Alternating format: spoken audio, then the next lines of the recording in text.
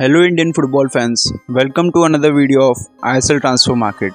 तो आज हम बात करने वाले हैं बहुत ही इम्पोर्टेंट टॉपिक के बारे में और वो है इंडियन फुटबॉल।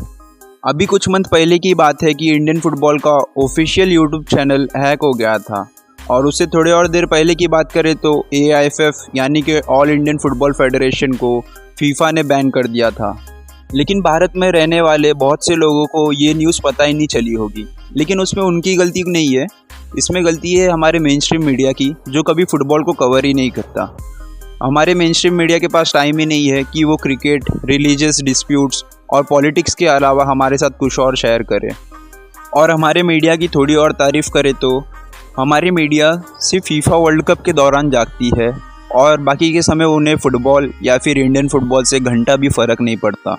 और चलो अगर वो जाग भी जाते हैं तो उनका कन्वर्सेशन सिर्फ यही रहेगा कि Indian football team world cup क्यों नहीं खेल रही है और उसका रीज़न जानने की कोशिश करते रहते हैं ये लोग। और अगर वो फीफा वर्ल्ड कप की बात करें तो वो सिर्फ एक ही बात करेंगे कि वर्ल्ड कप मेसी जीतने वाला है या फिर रोनाल्डो। आगे हम इस वीडियो में बात करने वाले हैं love of Indians for football. तो भाई लोग, ऐसा नहीं है कि इंडिया में फ़ुटबॉल से प्यार नहीं करते, प्यार तो करते हैं। क्योंकि जब फीफा वर्ल्ड कप हो रहा था कुछ समय पहले तो इंडिया में उसे एक फेस्टिवल की तरह ट्रीट किया जा रहा था और बहुत से लोग अपने फेवरेट टीम को सपोर्ट कर रहे थे। For example Argentina, Portugal, France वगैरह वगैरह। और रिपोर्ट्स की बात करें तो सऊदी अरेबिया, जो कि होस्ट नेशन था, फिजिकली जो लोग स्टेडियम में मैच देखने गए थे उनमें सेकेंड पोजीशन पे इंडिया का नाम आता है। तो भाई लोग, कुल मिला के कहूँ तो देश में फुटबॉल का क्रेज़ तो है, लेकिन इंडियन फुटबॉल का क्रेज़ नहीं है अगर हम ओवरऑल पूरी कंट्री की बात करें तो। नेक्स्ट हम बात करने वाले हैं कि why football is so important.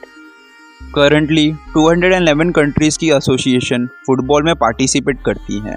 और रही बात फॉलोइंग्स की, तो ये मोस्ट फॉलोड गेम है पूरे वर्ल्ड में। करंटली भारत में देखा जाए तो लोगों को, ब्रांड्स को और प्राइवेट कंपनीज़ को लगता है कि सिर्फ क्रिकेट में पैसा है, लेकिन मैं सच बोलूँ तो फुटबॉल में भी काफ़ी पैसा है। हमें बस एक बार इंडियन फुटबॉल का लेवल बढ़ाने की ज़रूरत है। और भाई लोग, अभी जो करंटली फीफा वर्ल्ड कप हुआ था उससे फीफा ने 7.5 बिलियन डॉलर्स का रेवेन्यू जनरेट किया था, जो कि लास्ट वर्ल्ड कप से 1 बिलियन डॉलर ज़्यादा है। और मैं आप सभी को बता दूं कि 1 बिलियन डॉलर 8,000 करोड़ रुपीज़ होते हैं अगर उसे हम कंपेयर करें इंडियन रुपीज़ से। और करंटली अगर हम बात करें इंडियन फुटबॉल टीम की, तो हमारी इंडियन फुटबॉल टीम 101 रैंक पे है आउट ऑफ 211 कंट्रीज़। हमारा अगला टॉपिक है फुटबॉल इन इंडिया। तो फुटबॉल इंडिया में ब्रिटिशर्स ने लाया था at the start of 18th century, लेकिन तभी फुटबॉल को एंटरटेनमेंट पर्पस के लिए खेला जाता था। फुटबॉल को एक कॉम्पिटिटिव स्पोर्ट नहीं माना जाता था। इंडिया में पहला फुटबॉल मैच खेला गया था बॉम्बे में 1802 में between the teams name island and military, और ये मैच सिर्फ 30 मिनट का मैच था।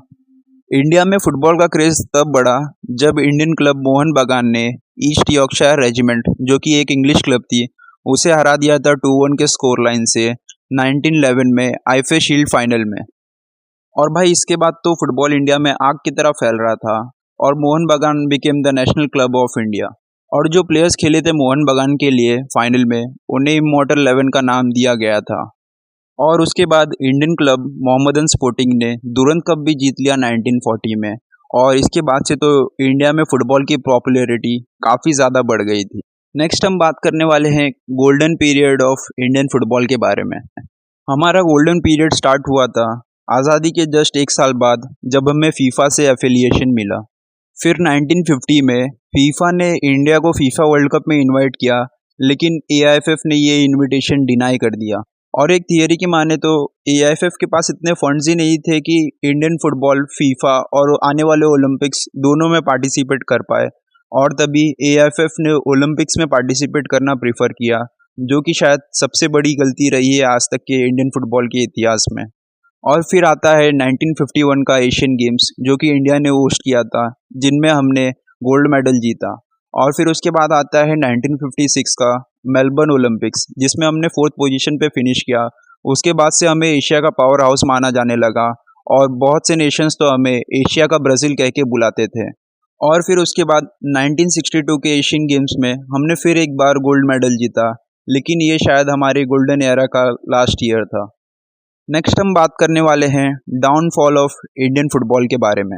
और इसके बाद से after the year 1962 Indian football का डाउनफॉल स्टार्ट हुआ, क्योंकि इसके बाद से हम कभी ओलंपिक्स के लिए क्वालिफाई नहीं कर पाए, एशियन गेम्स में कभी कोई मेडल ही नहीं जीत पाए, और ना ही हम कभी फीफा वर्ल्ड कप में क्वालिफाई कर पाए। और इसके डाउनफॉल के पीछे one of the major reason था death of coach Syed Abdul Rahim, और ये काफ़ी बड़ा लॉस था इंडियन फुटबॉल के लिए। और फिर ईयर 1962 में ही हमारे काफ़ी इंडियन फुटबॉलिंग लेजेंड्स रिटायर हो गए, लेकिन उन्हें रिप्लेस करने के लिए हमारे पास कोई प्रॉपर सिस्टम ही नहीं था तब के टाइम पे। और एक बड़ा रीज़न है इंडियन फुटबॉल के डाउनफॉल के पीछे, और वो है 1983 का वर्ल्ड कप, जो कि इंडिया ने जीत लिया था। और ये वर्ल्ड कप जीतते ही इंडिया में क्रिकेट का क्रेज़ नेक्स्ट लेवल पर पहुंच गया था, और सारे स्पॉन्सर्स, रेवेन्यू, और यहाँ तक कि इंडियन फुटबॉल फैंस, और यहाँ तक कि इंडियन गवर्नमेंट भी सिर्फ क्रिकेट पे फोकस करने लगी। और एक बड़ा रीज़न है internal politics in management of Indian football. और अभी जल्दी की बात करें तो पिछले 12 साल से एआईएफएफ में इलेक्शन ही नहीं हुआ था। और एक मेजर रीज़न है लैक ऑफ फंड्स।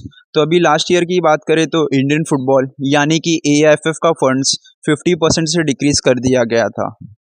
और नेक्स्ट हम बात करने वाले हैं फ्यूचर ऑफ इंडियन फुटबॉल के बारे में। रिसेंट ईयर्स की बात करें तो ऐसा लग रहा है कि हमारे इंडियन फुटबॉल ग्रो करते हुए नज़र आ रहा है।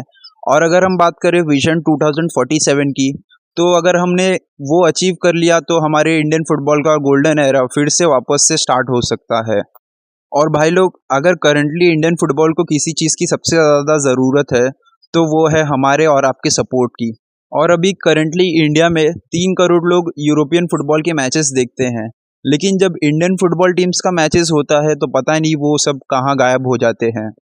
और भाई सच बोलूँ तो अभी टाइम आ चुका है कि हम अपने फुटबॉल टीम को उतना ही सपोर्ट करें जितना कि क्रिकेट टीम्स और यूरोपियन फुटबॉल क्लब्स को सपोर्ट करते हैं। और भाई मैं ये दिल से चाहता हूँ कि हमें एक दिन फीफा वर्ल्ड कप में अपना नेशनल एंथम गाने का मौका मिले।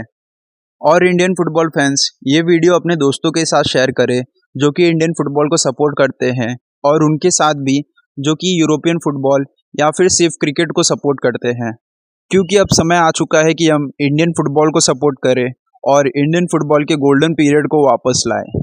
तो मिलते हैं अगले वीडियो में, तब तक के लिए जय हिंद, जय फुटबॉल।